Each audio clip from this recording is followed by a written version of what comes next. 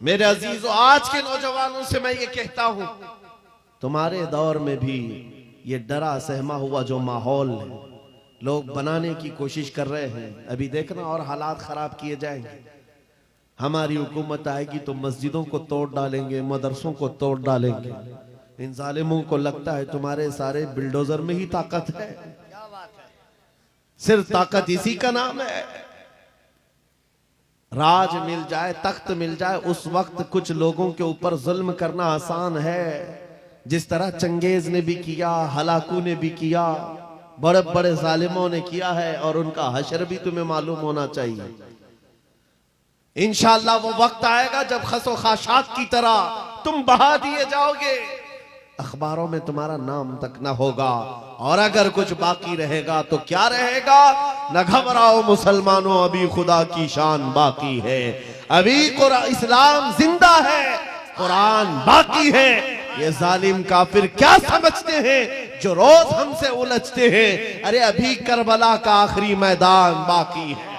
आज के जो 20-22 साल के नौजवान हैं, आज के जो 20-25 साल के नौजवान हैं, कल ये उम्मत की बागडोर संभालने वाले हैं। तो बुज़दिली तुम्हारे दिलों के अंदर ऐसी घर न कर जाए कि आने वाली नस्लें भी जो है इसी तरह डर और सहमे हुए माहौल में जिंदगी गुजारने पर मजबूर हो जाए। आज अगर तुम बेदार हो गए तो कल की नस्लों में शेर जरूर पैदा होंगे। और आज अगर ये चैन के अंदर खराबी आ गई, जैसे कुछ लोगों में इससे कबल आई है, हर इलाके के आज जो बड़े लोग बनते हैं, बड़े बनने का मतलब वो ये समझते हैं कि सिर्फ और सिर्फ मसलहत के साथ जीना सिखाया जाए।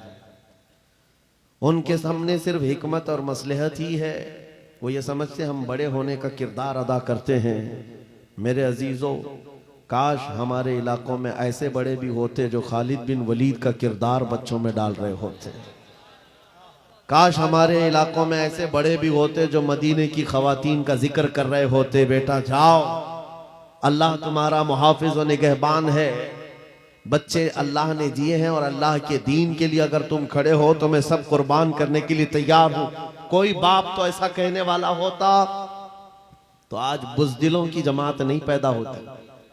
आज हालात ये हैं, हकीकत तो ये है कि जब शेर अपनी शेरी छोड़ देता है तो कुत्ते भौंकने लग जाते हैं।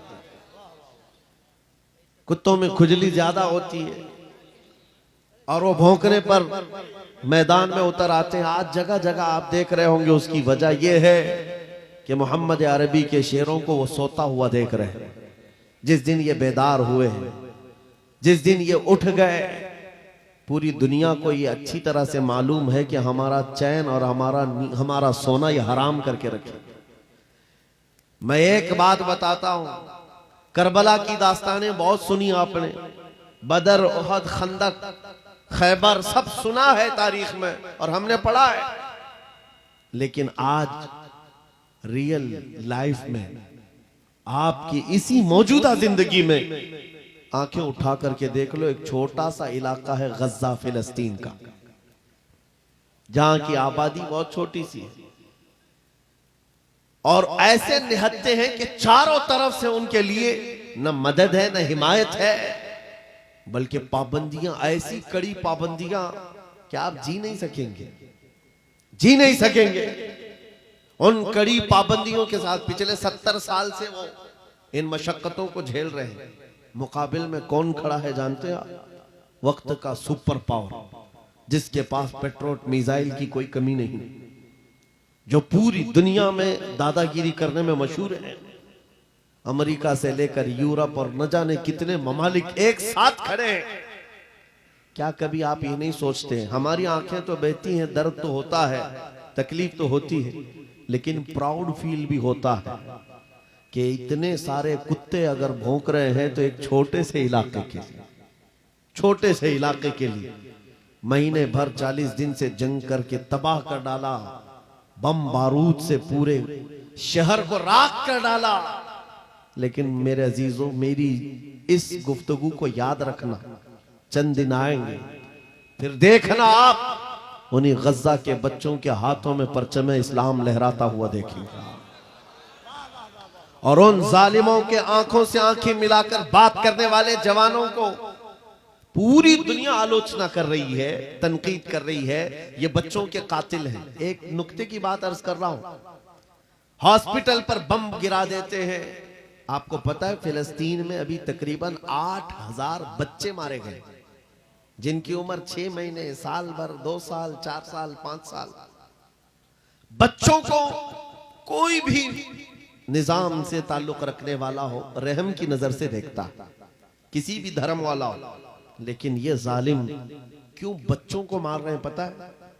वजह सिर्फ ये है, वो खौफ सता रहा है जो इकबाल ने 100 साल पहले कहा था, सुना है कुदसियों से मैंने कि वो शेर फिर होशियार होगा।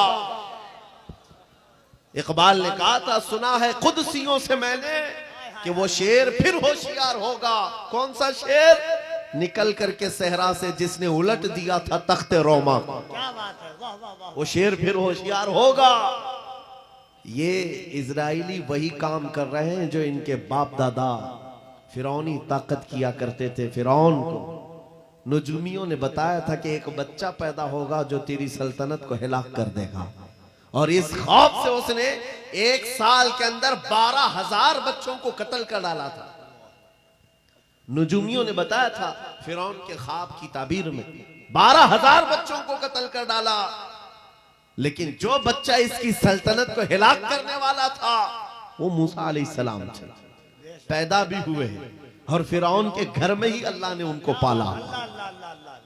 आपको पता है, तफसीर उठा करके देख लें, जब हजरत मूसा अलैहिस्सलाम की माँ, उनकी विलादत का वक्त करीब आया तो तहखाने में गई, बेटा पैदा हुआ।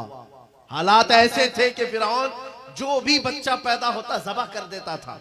कुरान में आया, युज़ब्बिहूना अब्नाअहुम व यस्तहयूना निसाअहुम। लड़की पैदा होती तो जिंदा छोड़ देते थे, बेटा पैदा होता तो ज़बह कर देते थे। अब मूसा अलैहिस्सलाम जब पैदा हुए तो क्या किया? खुदा की तकदीर और उसकी हिकमत के फैसले आपको मैं बता रहा हूं, तफसीर से ताल्लुक रखने वाली बात। अल्लाह ताला ने मूसा अलैहिस्सलाम की माँ के दिल में ये बात डाला कि एक लकड़ी के संदूक में इनको रख करके दरिया में बहा दो। और रबतना अला कुलूब, अल्लाह ताला फरमाता है कि हमने उनके दिल को बांध दिया, मजबूत किया। किसको? हजरत मूसा की माँ को। उन्होंने एक संदूक में मूसा अलैहिस्सलाम को रखा और दरिया में बहा दिया। मूसा अलैहिस्सलाम की बड़ी बहन बहते हुए संदूक का पीछा करते हुए जा रही थी, देख रही थी कहां गया है संदूक। सीधे फिरौन के बागीचे के किनारे जाकर लग गए। फिरौन की औलाद नहीं थी, फिरौन की बीवी वो बागीचे में टहलने आई थी, देखा एक संदूक आकर लगा है, गुलाब जैसा हसीन बच्चा है, उठा लिया, प्यार किया और लेकर के आई। फिरौन से कहने लगी कि हम इसको अपना बेटा क्यों ना बना ले। पहले फिरौन तो डरा कि कहीं वो मेरी सल्तनत को हिलाक करने वाला बच्चा ये तो नहीं है। बीवी ने कहा, कैसी बात करते हो, ये तो दरिया से बहकर के आया है, तुम्हें पता नहीं मौला कहां से बहाकर तुम्हारी हिलाकत को लाए। तुम्हारी हिलाकत कहां से आएगी तुम्हें अंदाजा भी नहीं है। सुनो मेरी बात को। फिरौन ने बीवी की बात मान ली। मूसा अलैहिस्सलाम की परवरिश फिरौन के घर में हो रही है, फिरौन के घर में, और वो भी किस शान से। मूसा अलैहिस्सलाम पैदाइशी बच्चे हैं, दूध पिलाने की बात आई तो किसी दाया का दूध आप पकड़ते नहीं। मूसा अलैहिस्सलाम की बहन भी वहां खड़ी सब देख रही थी। फिरौन की बीवी से कहा, मैं एक दाया को जानती हूं जिसका दूध हर बच्चा पकड़ लेता है। कहा बुला लाओ, हम शाही खजाने से उसे इनाम भी देंगे। वो गई और अपनी माँ को ले आई, अपनी माँ को ले आई। मूसा अलैहिस्सलाम अपनी माँ के गोद में गए, जैसे ही सीने से लगाया दूध पीने लग गए। बादशाहत में खुशी, और मूसा अलैहिस्सलाम की माँ को इनाम और इकराम भी दिया गया। हर बच्चे की परवरिश के लिए मूसा अलैहिस्सलाम की माँ को फिरौन के घर में रखा गया। तुम्हें पता है रब तबारक व तआला की हिकमत के फैसले। वमकरू वमकरल्लाह वल्लाहु खैरुल माकिरीन। मेरा रब फरमाता है काफिर मंसूबा बनाते हैं और अल्लाह खुफिया तदबीर करता है, और रब की खुफिया तदबीर गालिब आती है।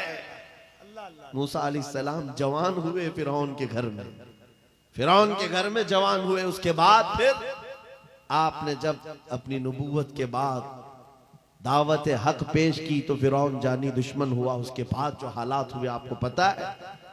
फिरौन मूसा अलैहिस्सलाम को मारने के लिए पूरी फौज लेकर पीछे निकला। मूसा अलैहिस्सलाम समंदर में चल करके आगे गए, रास्ते आपके लिए खुल गए। फिरौन भी उसी रास्ते पर आया। अल्लाह फरमाता है कि हमने समंदरों को मिला दिया, गर्क कर दिया फिरौन को। एक छोटी सी तारीख में आपको बता रहा हूं, 12,000 बच्चों का कत्ल किया इस डर से कि मुझे हिलाक करने वाला बच्चा ना पैदा हो। लेकिन जो बच्चा तेरी सल्तनत को हिलाक करने वाला था वो तेरी नाक के नीचे परवरिश पा रहा था। आज इन जालिमों ने गद्दा के हजारों बच्चों को सिर्फ इसलिए मारा है कि ये बड़े होकर के मुजाहिद ना बन जाए, ये बड़े होकर के हमें आंख दिखाने वाले ना बन जाए। और बाज़ाब्ता स्टेटमेंट में ये कहते भी हैं, इन बच्चों को कत्ल करने से हमें कोई खौफ नहीं, कोई आपत्ति नहीं है, कोई तकलीफ नहीं है, इसलिए कि बड़े होकर के ये हमें आंख दिखाने वाले बनेंगे। ये डर तुम्हारा बता रहा है।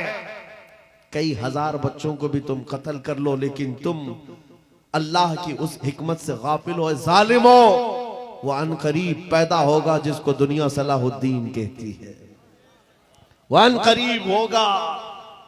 मेरे अजीजों, आज के नौजवानों से मैं ये कहता हूं, तुम्हारे दौर में भी ये डरा सहमा हुआ जो माहौल है, लोग बनाने की कोशिश कर रहे हैं। अभी देखना और हालात खराब किए जाएंगे। हमारी हुकूमत आएगी तो मस्जिदों को तोड़ डालेंगे, मदरसों को तोड़ डालेंगे। इन जालिमों को लगता है तुम्हारे सारे बिल्डोजर में ही ताकत है। सिर्फ ताकत इसी का नाम है। राज मिल जाए, तख्त मिल जाए, उस वक्त कुछ लोगों के ऊपर जुल्म करना आसान है।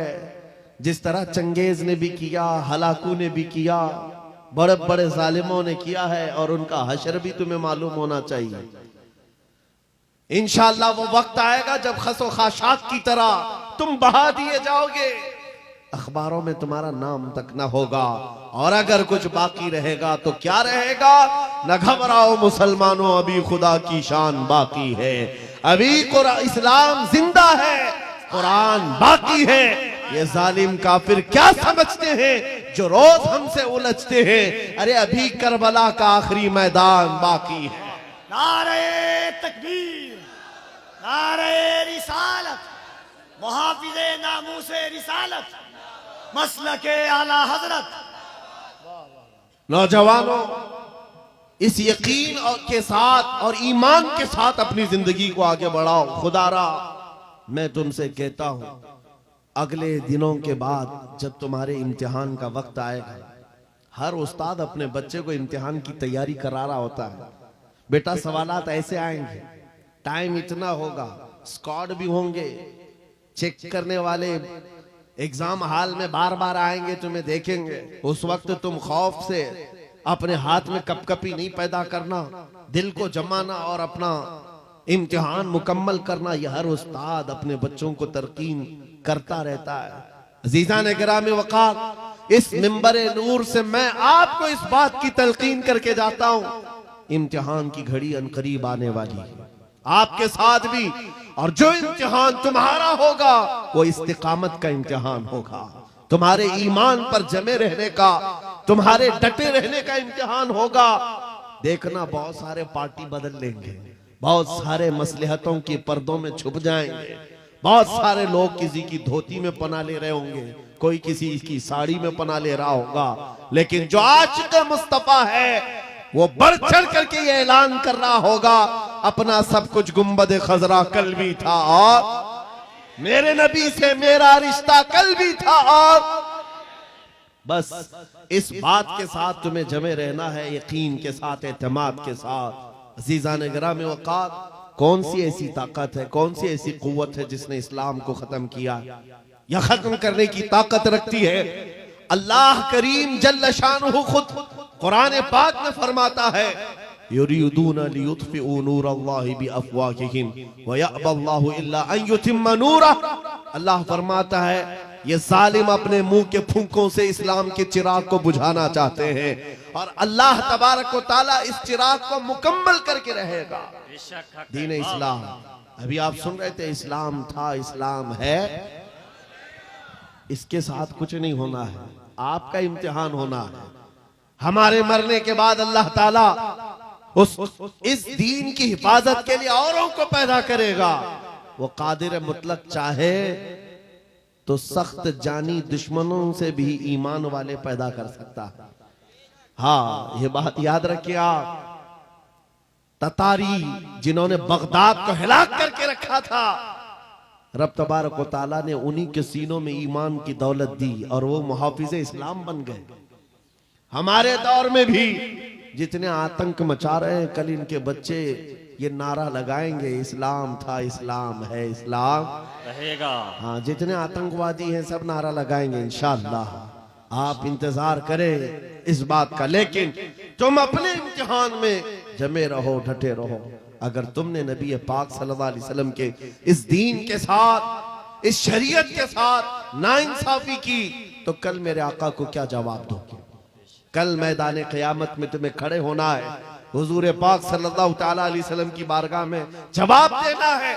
अगर मेरे आका ने पूछ लिया कि जिस वक्त मेरी शरीयत पर हमले हो रहे थे, जिस वक्त मेरे दीन को कुत्ते नोचने की कोशिश कर रहे थे, ऐ नौजवान बता तू मेरी सुन्नतों के साथ कितना अमल कर रहा था, तुम क्या जवाब दोगे? आका, मैं आपकी दाढ़ियां निकाल करके गटर नालियों में फेंकता था, मैं यहूदियों और ईसाइयों के तरीकों पर चलता था, क्या तुम नबी पाक को यह जवाब दोगे? आका, रात भर में गाने सुन करके सोता था, सुबह फजर की नमाज कज़ा करता था, ये जवाब दोगे? क्या जवाब दोगे? आपके पास अगर जवाब नहीं देने की ताकत है तो आज ही बदल डालो, जिंदगी बदल डालो। आज इनकलाब ले आओ। देखना, मैं अक्सर ये बातें कहता हूं ना, मैं चाकू छुरी की बात करता हूं, ये तो शायर लोग तलवार उठाने की भी बात करते हैं। हाँ, ये कहते भी हैं समझौता नहीं होगा, तलवार उठ जाएगी। मैं तो तलवार की भी बात नहीं करता। अरे प्लास्टिक का ब्लेड भी रख लो तो कल को हमको आतंकवादी घोषित कर दे। बम, बारूद, बंदूक, किसी चीज की बात नहीं करता, सिर्फ इतनी बात करता हूं, नबी पाक के इश्क में मलबूस होकर तुम सिर्फ रास्तों में चलते फिरते रहोगे, तुम्हारी चलत फिरत से कई कीड़े यूं ही मर जाएंगे। हक है, वाह वाह, बहुत खूब। हुजूर पाक की सुन्नतों में वो दम है, वो असर है, तुम्हारी चलत फिरत से कई कीड़े फना हो जाए। बात सिर्फ इतनी है, दीवार क्या गिरी मेरे खस्ता मकान की, लोगों ने आने जाने का रास्ता बना लिया। होता यही है, कोई पुराना घर गिर जाए ना, लोग इधर से उधर आने का रास्ता बना लेते हैं। आज हमारी जमात के अंदर इंतशार हुआ, नौजवानों में आवारगी आ गई, तो हर कुत्ता हमको ही टारगेट करने लग गया, हर कुत्ता हमें ही भौंकने लग गया। मेरे अजीजों, शिद्दत से आज उस सलाहुद्दीन अय्यूबी की बात याद आती है। क्या आपको पता है, उनका दौर ऐसा है कि यहूदी माएँ, ईसाई माएँ अपने बच्चों को थपकियां देकर सुलाती थी, कहती बेटा सो जा, नहीं तो सलाहुद्दीन आ जाएगा। हालांकि जुल्म से कोई तख्त नहीं बिछाया था, सुन्नते मुस्तफा का रौब ऐसा कायम था, हुजूर के इश्क का रौब कायम था, जिसकी वजह से पूरी दुनिया में उनकी तूती बोलती थी। आज करोड़ों की तादाद में है, करोड़ों की तादाद में जालिम हमें आंख दिखा रहे हैं। हमारे बच्चों का कत्ले आम, हमारी औरतों की इज्जतें नीलाम, हमारी गर्दनों पर राज, और बगैर किसी खौफ के शायर इस्लाम पर भौंकना आज की आदत सी बन गई। नौजवानों, तुम्हारे अंदर अगर ज़मीर बेदार है, गैरत मौजूद है, तो अपने आप को बदल डालो। जवाब देने का एक वक्त आएगा, इंशाअल्लाह वक्त आएगा जवाब देने का। लेकिन पहले मैं आपसे सिर्फ इतनी इल्तिमास करता हूं कि अपने आप को बदल लो। कल को हमारे पास फख्र होगा, फख्र के साथ किसी मैदान में उतरेंगे, वो तुम्हारे होलियों को ऊपर से नीचे देखते रहे और पूछते रहे ये कौन सी मखलूक है, ये कहां से आई हुई जमात है, तो हम सीना तान करके कहेंगे ये मोहम्मद अरबी के शेरों की जमात है। आज क्या हम दिखाएं लोगों को? गुटखा खाने वाले लोग दिखाएंगे।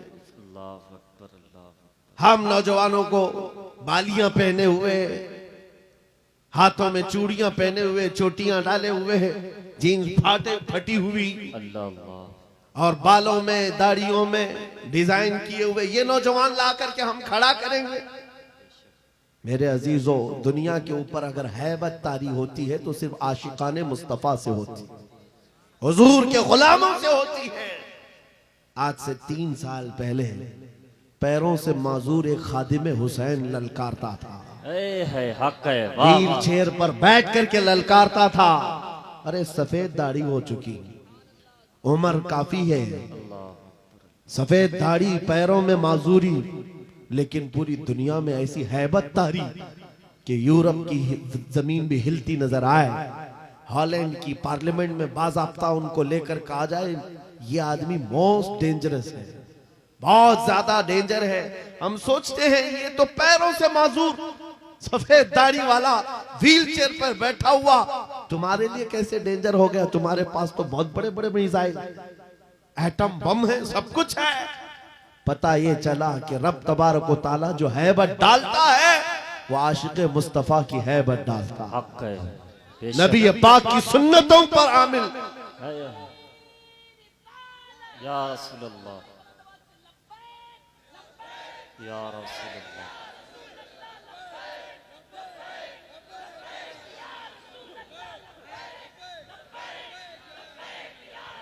सैयदना उमर इब्ने खत्ताब रज़ी अल्लाह ताला अन्हु का दौर है।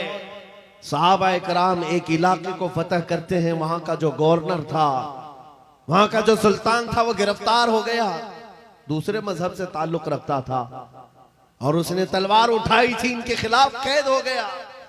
लेकिन जब कैद होकर के आया तो जाहिर सी बात है हमारे खिलाफ तलवार उठाए थे, अब फंसे हो तो मार खाओगे, अब तुम्हारी मौत होगी। लेकिन मुजाहिदीन इस्लाम थे, हजरत उमर के पास पेश किया, कहा कि इसका क्या करना है? कहा अगर वो इस्लाम में आता है तो उसकी जान बख्श दी जाए। उस बादशाह से कहा गया कि तू अगर ईमान ले आता है तो तुझे तेरी जान भी वापस और तेरा मुल्क और तेरी सल्तनत भी तुझे लौटा दी जाए, तू ही बादशाह, तू ही गवर्नर है। उसने कहा मेरा दीन इतना आसान नहीं है कि मैं बादशाहत लेने के लिए अपना ईमान छोड़ दूं, नहीं हो सकता, नहीं हो सकता। जान से मारने की बात थी। उसने कहा मैं अपना धर्म नहीं बदल सकता। फिर उसके बाद साहबा ने कहा हजरत अमीरुल मोमिनीन से इसका क्या किया जाए? हजरत उमर फारूक ने क्या किया सुनो, कहा उसको कहो कि हम तुम्हें जेल में डाल देंगे। उस बादशाह से कहा गया तो उसने कहा मंजूर है मुझे जेल, लेकिन मैं अपना धर्म नहीं बदल सकता, दीन नहीं बदलूंगा। हजरत उमर ने कहा जेल में डाल दो, और 10 सहाबा को भी उसके साथ जेल में डाल दिया। इनका कोई कसूर नहीं था। 10 सहाबा जवान थे। नौजवानों तवज्जो से सुनो, उस कट्टर दिल बादशाह के साथ जेल में डाल दिया। वो नौजवान सहाबा जेल में थे, उनके वक्त, उनके औकात की पाबंदी, सुबह दोपहर शाम वो अपनी नमाजों के पाबंद, कुरान की तिलावत, नबी पाक सल्लल्लाहु अलैहि वसल्लम की मोहब्बतों वाली सुन्नतें। 8 दिन नहीं गुजरे थे, वो बादशाह इन नौजवानों को बार बार देखता था। पलट करके उसने कहा तुम्हारे अमीरुल मोमिनीन से मुझे मिलना है। पैगाम पहुंचाया गया हजरत उमर के पास, कहा लाओ उसको। पेश किया गया बादशाह को, जेल के बाहर ला करके हजरत उमर के पास। कहा क्या कहना चाहते हो? कहा ईमान लाना चाहता हूं, ईमान लाना चाहता हूं। कहा हमने तो इससे कबल तुम्हारे सामने पेशकश रखी थी, क्यों नहीं लाए? उस वक्त तो तुम्हारी सल्तनत भी तुम्हें वापस करने की बात की गई थी, तब भी नहीं लाए। जेल में डालने की बात की गई, तब भी नहीं लाए। वो बादशाह कहता है इस तरह से अगर आप 25 साल भी मुझे जेल में डालते तब भी मैं नहीं बदलता। मुझे ये सख्तियों ने नहीं बदला, आपके इन 10 जवानों ने मेरा दिल बदला। वाह वाह। इनके अखलाक और किरदार मैंने देखा, फिर मेरा दिल गवाही देने लगा ये झूठों की जमात नहीं हो सकती। और मैंने इनकी सुबह देखी, इनकी शामें देखी, इनका उठना बैठना, इनके नमाज, इनकी इबादतें, इनका गिड़गिड़ाना, ये सब देख करके जवानों में मेरा दिल पसीज गया।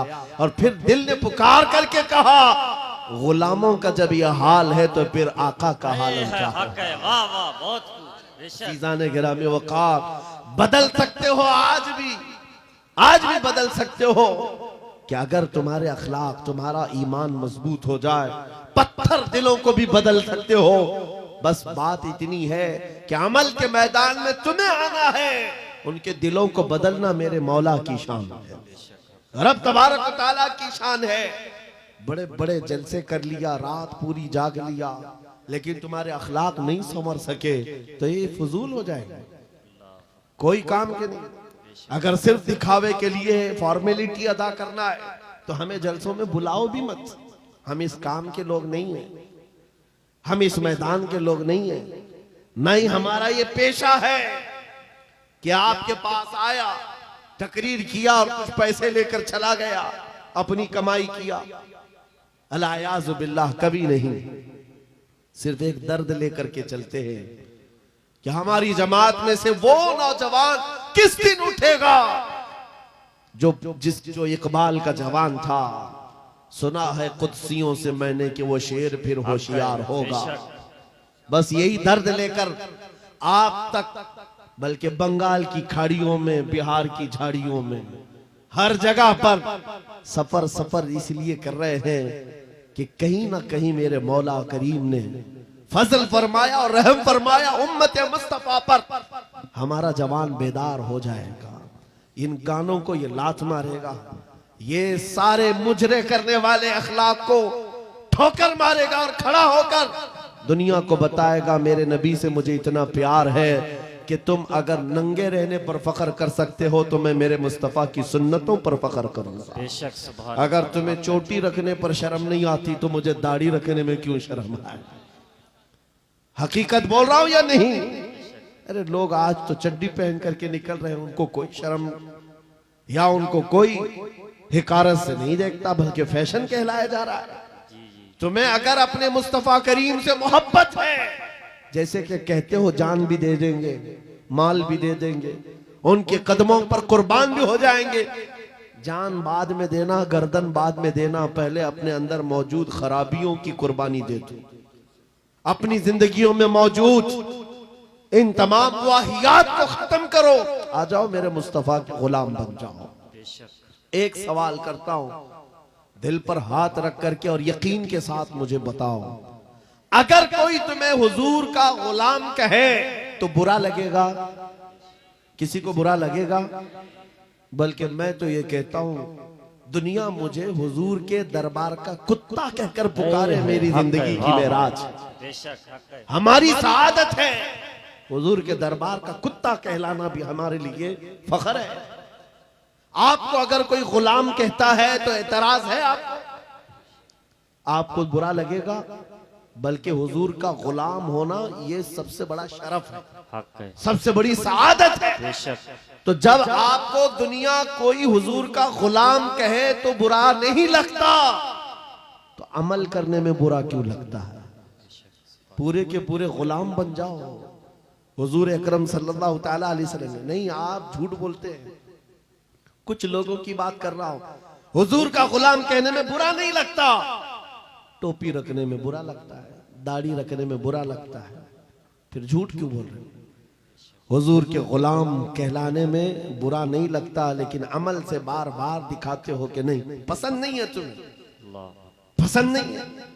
इस्लाम जिंदाबाद का नारा लगाते हो, अपनी बीवियों पर, अपनी बच्चियों पर इस्लाम को क्यों नहीं पसंद करते? इनके दुपट्टे कहां चले जाते हैं? इनको आवारा क्यों छोड़कर रखा है? इनको जिस तरह बेपर्दगी के साथ घुमाते हो और खुशियों से देखते हो, शादी महल में जाकर देखे, वहां तो हालात ही बदले हुए हैं, इस्लाम दिखता ही नहीं। तो इस्लाम जिंदाबाद का नारा सिर्फ ये जुबानी है? अपने घरों से तब्दीली ले आओ, इनकलाब तुम्हारे घरों से आएगा। आज तुम दिल महसूस करके बैठे हुए हो कि बड़े बड़े तख्त पर बैठे हुए कुत्ते हमारे लिए भौंक रहे हैं, इस्लाम को मिटाएंगे, मदरसों को मिटाएंगे, मस्जिदों को मिटाएंगे, बुरा लगता है। और उसके बदले में तुम चाहते हो उनका जवाब देने वाला कोई चाहिए। बार बार हमारी मेंबरों से हम उनका जवाब देते रहे। ऐ नौजवानों, जवाब तुम अपने अमल से दो। एक मस्जिद का मीनार क्या गिरता है, हर घर मस्जिद बनना चाहिए, हर घर मस्जिद बन जाए। काश तुम्हारे घरों से अजाने हो, तुम्हारे घरों को मुसल्ला बना दिया जाए। एक बात याद रखो, दुनिया थक जाएगी, एक वक्त आएगा थक जाएगी। कल को देखना इजराइल भी थक चुका होगा बेशक मार मार करके। अब आएंगे वो युद्ध विराम करने के लिए कि हम समझौता करेंगे, बस खत्म हो गया। जितने ताकत थी झोंक दिया, मार मार करके थक जाएगी दुनिया। लेकिन हमारी शरीयत का, हमारे दीन का एक मिजाज है, कितने गाजी मारोगे हर घर से गाजी निकले। बेशक हक है। तुम एक चिराग गुल करोगे, मौला 100 चिराग रोशन करेगा। बेशक हक है। ये सिलसिला चलता रहेगा। यहां पर भी तुम खौफजदा ना रहो, डर के माहौल में ना जियो। बस मैं तुम्हें ये बात कहने के लिए आया हूं, अगर नबी के गुलाम हो तो पूरी गुलामी करो, पूरी गुलामी करो, फख्र के साथ करो, अपनी दाढ़ियों के साथ, अपने शनाख्त के साथ, अपनी आइडेंटिटी के साथ। आपको क्या लगता है कि कोई हमें नौकरी से निकाल देगा, कोई हमें रिस्क नहीं देगा? माज़अल्लाह रज़्ज़ाक ये लोग नहीं, रज़्ज़ाक मेरा रब है, हक है। अल्लाह मेरा रज़्ज़ाक है।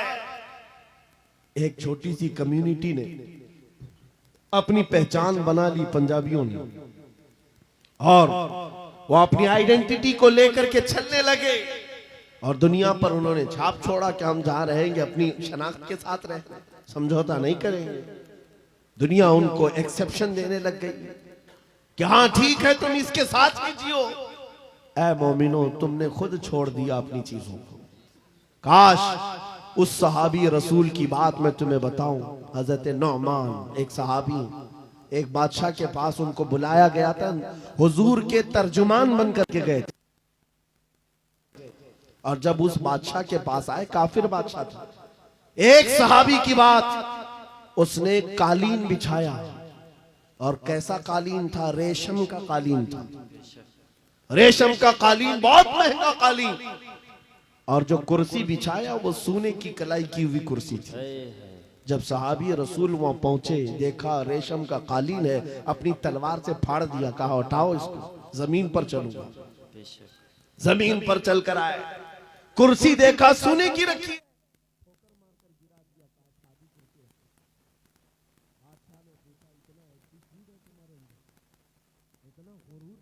का तुम्हारी इज्जत के लिए ये रेशम का कालीन बिछाया, सोने की कलाई की हुई कुर्सी रखा। उस साहबी ने कहा, बादशाह ये गुरूर नहीं, ये तकब्बुर नहीं है, मैं मदीने वाले मुस्तफा का गुलाम हूं, जिनका फरमान है कि मर्द के लिए रेशम का इस्तेमाल हराम है, मर्द के लिए सोने का इस्तेमाल हराम है। मैं दुनिया में जहां कहीं रहूंगा, एक सोने की कुर्सी क्या 1000 कुर्सी रखे, मैं ठोकर मार दूंगा। अपना सब कुछ गुंबद खजरा, मेरे नबी से मेरा रिश्ता। उन सहाबा का ये ऐलान था, उनका ये ऐलान था, जहां रहेंगे हम अपनी आइडेंटिटी के साथ रहेंगे। ये नहीं कि तुम जालिमों के बीच में बैठ गए, शराब का दौर चल रहा है, तुम भी उठाए पी लिए, दोस्ती में तुम भटक गए, औबाश अय्याश नौजवानों की दोस्ती में तुमने वहां पर चरस गांजे भी ले लिए। तुम्हें उस वक्त नबी पाक का ख्याल नहीं आया, हुजूर पाक सल्लल्लाहु अलैहि वसल्लम की निस्बत का ख्याल नहीं आया। एनी टाइम हर जगह पर तुम अपने नबी से जुड़े हुए हो। आज ये अहद करके उठो, जिंदगी के जिस शोबे में भी जाऊंगा मैं मदीने वाले आका का गुलाम बन करके जीऊंगा। ये अहद करेंगे इंशाअल्लाह। बाजार में भी हुजूर के गुलाम, मस्जिद में भी हुजूर के गुलाम।